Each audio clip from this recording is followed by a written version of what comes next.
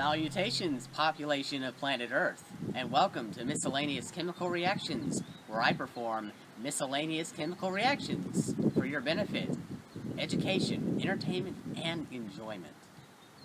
Today, I will be performing 4 chemical reactions. First, I need to utilize the magical power of video editing to don appropriate laboratory attire.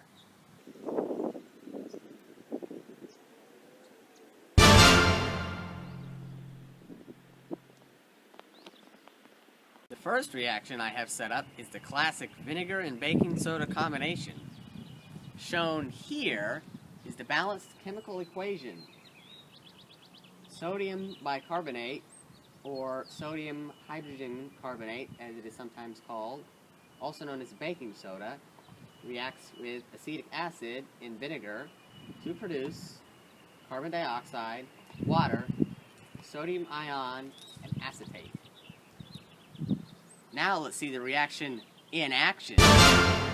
Here, I have 1/3 of a cup of baking soda and 1/3 of a cup of vinegar. I am going to mix the two, and we will watch what happens. As you can see, carbon dioxide gas bubbles are formed, along with water, sodium, and acetate.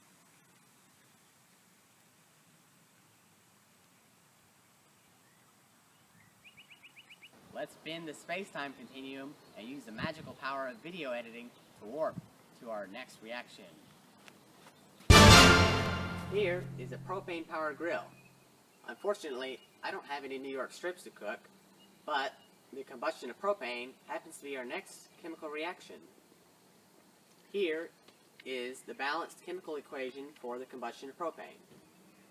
Propane, when exposed to sufficient heat, combusts with oxygen to produce carbon dioxide and water. Now, let's see the reaction in action. Remember to always exercise extreme caution around open flames. Voila! Fire! Here we have a water electrolysis machine designed by yours truly. When electrical current from this 9-volt battery is applied to the water molecules separate into hydrogen and oxygen. These containers here trap the gases.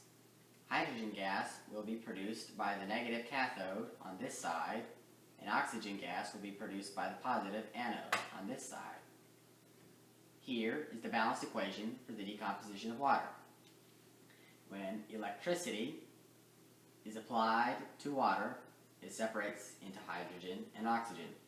This equation shows that there will be twice as much hydrogen as there is oxygen. And we will be able to prove this. After encountering slight technical difficulties with the last water electrolysis machine, I designed the new Water Electrolysis Machine 2.0 complete with Lego. This new machine holds all the components in place so you can watch without my hands getting in the way. As you can see, hydrogen gas bubbles are forming off of this electrode and getting captured up here. Partway through the electrolysis, you can now notice the gas bubbles traveling up through the tube and gathering up at the top. We'll be able to see more of this later on. On the right side, you can see lots of hydrogen gathered at the top. On the left, you can see a very small bubble of oxygen gas. New interesting development. Oxygen produced in previous experiments has formed rust on this left thumbtack, slowing the further production of oxygen. Ultimately, the experiment was mixed success, as most of the oxygen has been expended, deteriorating the left tack instead of collecting in the tube like it was expected. The main reaction of water electrolysis has still occurred, yet there is also a secondary reaction with this tack rusting. The results from the experiment proved our equation in showing that there should be twice as much hydrogen as oxygen formed. Water electrolysis is often used as a cheap method for producing hydrogen and oxygen gases for sale. Let's go outside for our next reaction. I think I'll do this one without our magic video editing power. I think I'll need this for our next reaction.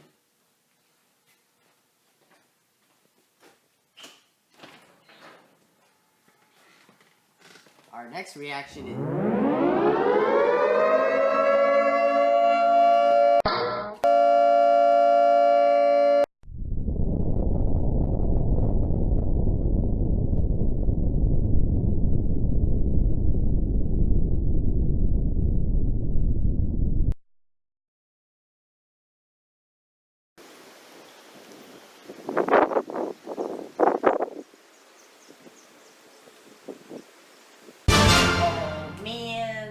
there was a new crowbar too. When exposed to oxygen, my iron crowbar oxidized, or rusted, as it is more commonly called. Here is the balanced equation for the formation of iron oxide.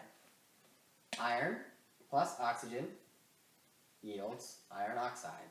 In this case, iron 3 oxide. Well, I guess we can't do what I had planned for our last reaction, but this crowbar incident makes up for it. Here is another example of rust found on the left brass pin that was used in the water electrolysis reaction. The left pin was the anode and was where the oxygen was formed during the electrolysis. That is why it is the only pin that is oxidized. Thanks for joining us here on Miscellaneous Chemical Reactions. Tune in eventually, same random time, same YouTube channel.